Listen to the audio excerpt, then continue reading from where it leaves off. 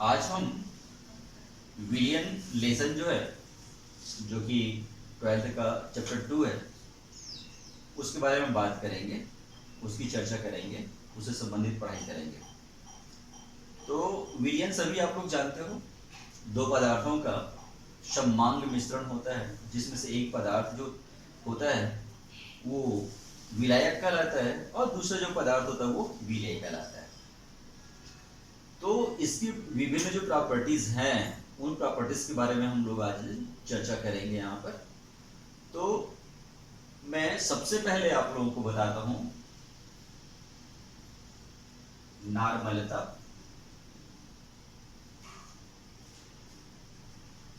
मोलरता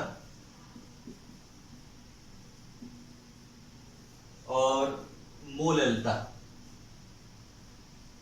यहां लिख देता हूं मैं मोललता। ये तीनों के बारे में चर्चा करते हैं। नॉर्मलता क्या होता है, मोलरता क्या होता है और मोललता क्या होता है, ये तीनों के बारे में हम लोग कंबाइन स्टडी करते हैं, अलग अलग ना करके कंबाइन करते हैं। नॉर्मलता जैसे कि पता है आप लोगों को कि प्रति लीटर विलियन में उपस्थित 1 लीटर विलियन है, उस 1 लीटर विलियन को बनाने के लिए हम लोग विलेय पदार्थ का जितना ग्राम तुल्यांक मात्रा डालते हैं वो उस विलियन की नॉर्मलता कहलाता है। प्रति लीटर विलियन में उपस्थित विलेय के ग्राम तुल्यांकों की जो संख्या होती है, मात्रा होती है, वो कहलाता है नॉर्मलता कहलाता है। यहां पर अगर हम लोग जो ग्राम तुल्यांक न लेकर के विलेय की मात्रा को ग्राम तुल्यांक में न लेकर के ग्राम मोल में ले लेते हैं, वैसे उतने ही विलियन का आयतन रहेगा, 1 ही लीटर विलियन रहेगा, लेकिन हम विलेय की जो मात्रा ले रहे हैं उसको ग्राम तुल्यांक में न लेकर के ग्राम मोल में ले लेते हैं, तो वही कहलाएगा मोलरता कहलाएगा।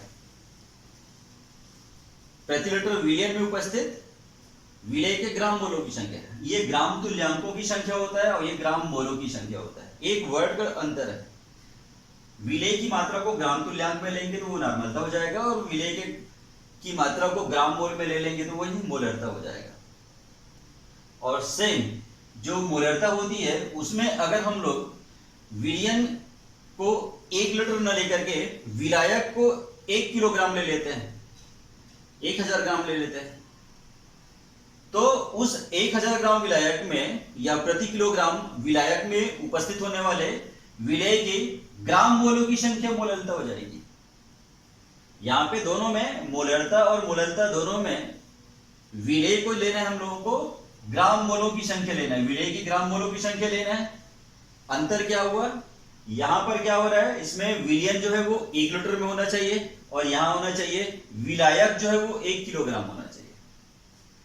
तो कुछ कुछ एक एक दो शब्दों का एक अंतर है, उस अंतर से नॉर्मलता, मोलरता और मोललता आप एक साथ आसानी से जान सकते हैं। अगर विलियन 1 लीटर है, उसमें विलेय का आप ग्राम तुल्यांक डालते हो तो नॉर्मलता हो जाएगा। 1 लीटर विलियन है, उसमें विलेय का आप ग्राम मोल को डाल देते हो तो वो मोलरता हो जाएगी। लेकिन अगर यहाँ पे अगर आप लोग 1 किलोग्राम विलायक ले लेते हैं और उस 1 किलोग्राम विलायक में आप लोग विलेय का ग्राम मोल डालते हैं तो वो कहला जाएगी मोललता कहला जाएगी। तो इस प्रकार से ये नॉर्मलता, मोलरता और मोललता जो है बिल्कुल एक जैसे ही है। तो जो अभी आपको जो बताया उसके हिसाब से अगर हम लोग इसका फॉर्मूला लिखने की कोशिश करें तो बिल्कुल परिभाषा के अनुसार ही बिल्कुल इसको हो ही जाएगा। इसमें कोई इसमें अलग से आपको याद करने की आवश्यकता है नहीं। हमने इसमें विलेय के लिए हमने ग्राम तुल्यांक मात्रा, विलेय का ग्राम तुल्यांक मात्रा या संख्या भी बोल सकते हो उसको, बटे विलियन का आयतन, और ये विलियन का जो आयतन है वो लीटर में होना चाहिए। यहीं पे आप ग्राम तुल्यांक के जब मैं ग्राम मोल कर देंगे तो ये मोलरता हो जाएगा। इसमें विलेय के ग्राम मोलों की संख्या, ग्राम मोलों की संख्या बटे हो जाएगा यहाँ पे विलियन का आयतन। यहां पे विलियन का आयतन भी बताया था लीटर में होगा। और सेम इसी को अगर यहां पर हम लोग ऊपर तो कुछ नहीं करेंगे, ऊपर तो वैसे ही रहेगा, इसमें विलेय के ग्राम मोलों की संख्या तो सेम रहेगा, विलेय के ग्राम मोलों की संख्या, लेकिन नीचे जो विलियन का जो आयतन था उसके लिए हमको विलायक लेना है, और कितना लेना है, 1 किलोग्राम लेना है इसमें। तो ये किलोग्राम जो है वो क्या होता है, इसमें द्रव्यमान है इसमें, तो यहाँ पे विलायक का द्रव्यमान ले लेंगे इसमें, विलायक का द्रव्यमान लेंगे इसमें, और ये द्रव्यमान जो है वो केजी में रहना चाहिए। तो इस प्रकार से जो आपको ये परिभाषा बताया उसके हिसाब से बिल्कुल ये परिभाषा के हिसाब से लिख दिया गया है। दूसरा, इसको और दूसरे प्रकार से इसको परिभाषित कर सकते हो, जो परिभाषा है उसके हिसाब से इसके जो फॉर्मूले हैं उस फॉर्मूले को हम चाहें तो दूसरे प्रकार से और भी इसको प्रदर्शित कर सकते हैं। जैसे कि देखिए यहाँ पे हमने विलेय का द्रव्यमान जो है इसको ग्राम तुल्यांक द्रव्यमान न लिखे, केवल इसमें द्रव्यमान लेते हैं, तो उसके हिसाब से यहाँ पे आ जाएगा इसमें विलेय का द्रव्यमान ग्राम में रहेगा बटे विलेय का तुल्यांकी भार, ये ग्राम तुल्यांक द्रव्यमान है उसको ग्राम, और ये तुल्यांकी द्रव्यमान जो है इसको अलग अलग कर दिए। तो बचा इसमें विलियन का आयतन, विलियन का आयतन ये हो गया लीटर में।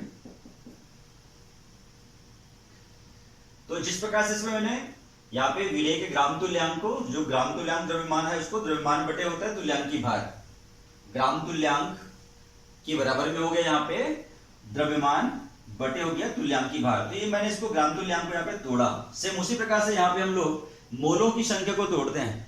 तो आपको मालूम है कि मोलों की संख्या जो होता है वो बराबर होता है उसमें द्रव्यमान बटे आणविक द्रव्यमान होता है। तो इसको द्रव्यमान और आणविक द्रव्यमान में तोड़ सकते हैं।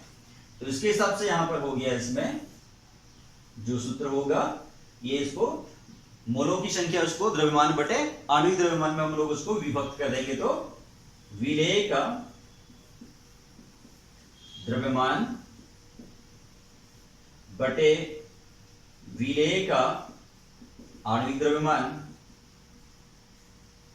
और बचा हुआ इसमें विलियन का आयतन, विलियन का आयतन। तो ये विलियन का आयतन जो है अगर हम लोग इसको ml में लेते हैं, मिलीलीटर में लेते हैं, तो 1000 से यहाँ पे मल्टीपल कर देंगे, क्योंकि एक लीटर बराबर 1000 ml होता है। तो यहाँ पे जो आयतन जो लीटर में था उसको मैंने ml में ले लिया। तो सेम यही चीज यहाँ पे भी आ जाएगा इसमें। तो सेम इसी प्रकार से इसको भी हम लोग जो मोलों की संख्या उसकी जो द्रव्यमान बटे आणविक द्रव्यमान कर सकते हैं इसमें। तो ये हो जाएगा विलेय का द्रव्यमान बटे विलेय का आणविक द्रव्यमान, और यहां बचा हुआ है गुना विलायक का द्रव्यमान, विलायक का द्रव्यमान हो गया इसमें। और ये अगर इसको ग्राम में लेता हूं तो ग्राम में लूंगा तो यहां पे भी 1000 का गुना हो जाएगा। तो इस प्रकार से हमने यहाँ पे ग्राम तुल्यांक को तोड़ दिया, ग्राम तुल्यांक को तोड़ा तो ये हो गया इसमें द्रव्यमान बटे हो गया इसमें इसका तुल्यांकी भार हुआ। यहाँ पे हमने मोलों की संख्या को तोड़ा है ना, n इक्वल टू डब्ल्यू बटे एम के हिसाब से द्रव्यमान बटे आणविक द्रव्यमान के में तोड़ा। तो ये इस प्रकार से हमने इस सूत्रों को जो है इसको विभक्त कर दिए। इसको हम एक तीसरे प्रकार से भी प्रदर्शित कर सकते हैं, यानी सूत्रों को हम लोग तीसरे प्रकार से भी प्रदर्शित कर सकते हैं। जैसे नॉर्मलता का इसमें आएगा, इसमें प्रति लीटर विलियन में विलेय का द्रव्यमान, विलेय का द्रव्यमान बटे हो जाएगा यहां पे विलेय का तुल्यांक द्रव्यमान या तुल्यांकी भार, विलेय का तुल्यांकी भार। ये तीसरे रूप में इसको प्रदर्शित कर सकते हैं। सेम यहां पे भी इसी प्रकार से इसको करें, तीसरे प्रकार से इसको प्रदर्शित करते हैं इसको प्रति लीटर। तो यहाँ पे भी विलियन जो प्रति लीटर में था इसलिए प्रति लीटर यहाँ पे भी रहेगा। प्रति लीटर विलियन में विलेय के इसमें जो है मोलों संख्या हमने लिया था इसमें, तो इसकी जगह में हमने इसको तोड़ा, उसको द्रव्यमान बटे आणविक द्रव्यमान में, तो विलेय का द्रव्यमान, विलेय का द्रव्यमान गुना 1000 और यहां पर हो जाएगा विलेय का आणविक द्रव्यमान, विलेय का आणविक द्रव्यमान। सेम यहां पे भी वही चीज हो जाएगा। यहां पे मैं यहीं पे इसको सुधार के यहीं पे लिख सकता हूं, या फिर लिखना तो ऐसे यहां दिखा सकता हूं। ये हो जाएगा प्रति लीटर विलियन में विलेय बिल्कुल सेम रहेगा का द्रव्यमान गुना हो जाएगा 1000, लेकिन यहां नीचे में यहां पे आएगा विलायक का आणविक द्रव्यमान हो जाएगा। यहां पे विलायक का आणविक द्रव्यमान।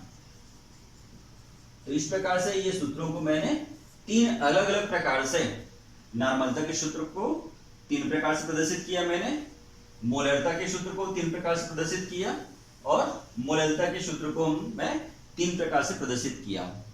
इन सूत्रों को हम लोग चाहे तो सांकेतिक भाषा में भी लिख सकते हैं। इसको सांकेतिक भाषा में अगर हम यहाँ पे लिखते हैं तो यहाँ पे जो विलेय का ग्राम तुल्यांक वाला जो इसमें, तो ग्राम तुल्यांक को n से दर्शाया जाता है, तो ये हो जाएगा इसमें, या फिर e से दर्शा देते हैं इसको।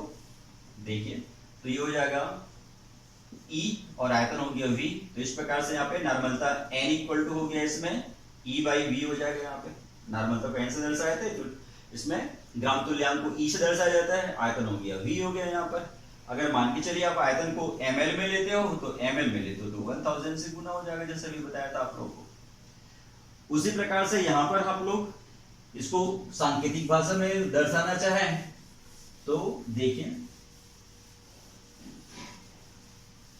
तो यहाँ पे आया था विलेय का द्रव्यमान, मोलरता जो होता है इसको बड़ा M से दर्शाया जाता है इसको। तो इसमें आया था विलेय का द्रव्यमान, तो विलेय का द्रव्यमान हो गया WB बटे विलेय का आणविक द्रव्यमान हो गया MB, और गुना था इसमें विलियन का आयतन V हो गया, ml में लेंगे तो यहाँ पे 1000 से गुना कर देंगे इसमें। तो इस प्रकार से मोलरता का हो गया WB into 1000 by MB into V हो गया इसमें।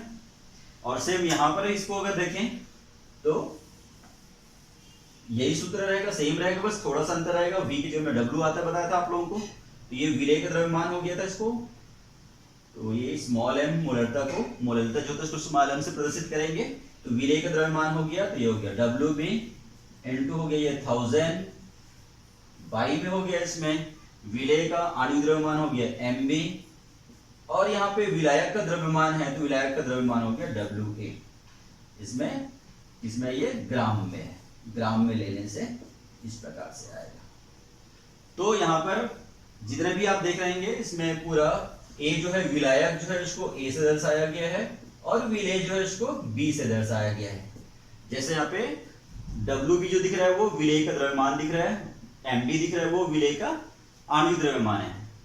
द्रव्यमान को W से दर्शाते हैं, आणविक द्रव्यमान को M से दर्शाते हैं। ये विलेय होने के कारण में B भी आ गया, और यहाँ पे WA आया हुआ है, विलायक का द्रव्यमान है, तो ये विलायक होने के कारण में A आया, द्रव्यमान को W से दर्शाया जाता है। तो इस प्रकार से हम लोग यहाँ पे नॉर्मलता का ये सूत्र हम लोग सांकेतिक सूत्र लिख सकते हैं, ये मोलरता का लिख सकते हैं यहाँ पे, और ये मोलरता का सूत्र लिख सकते हैं। अगर इनकी अगर मात्रा की बात किया जाए तो ये साफ साफ दिख रहा है, इसमें ग्राम तुल्यांक प्रति लीटर हो जाएगा इसका। ये जो है इसमें ये इतना जो आप लोगों को पता है ग्राम मोलों की संख्या है इसमें, तो ये हो गया इसमें ग्राम मोल प्रति लीटर हो जाएगा इसका। ये भी है इसमें ग्राम मोल जो होता है इसमें प्रति किलोग्राम हो जाएगा। यहाँ पे ग्राम मोल प्रति लीटर था, यहाँ पर सेम रहेगा, बस इसकी जगह में बदल जाएगा, इसका मात्रक जो करेंगे तो ये हो गया ग्राम मोल प्रति किलोग्राम हो गया इसमें। और इसका जो है साफ साफ दिख रहा है ग्राम तुल्यांक प्रति लीटर, ग्राम तुल्यांक प्रति लीटर इसका मात्रक कर लेते हैं। तो इस प्रकार से अगर आप लोग छोटी छोटी बातों को ध्यान में रखते हैं तो नॉर्मलता, मोलरता और मोललता का आप कंबाइन स्टडी कर सकते हैं, एक दूसरे के साथ में आप इसका तुलनात्मक अध्ययन कर सकते हैं। तुलनात्मक अध्ययन करने से ही आपको नॉलेज प्राप्त होती है। तो इस प्रकार से मैंने भी आपको दिखाया कि नॉर्मलता, मोलरता और मोललता हम एक साथ किस प्रकार से अध्ययन कर सकते हैं।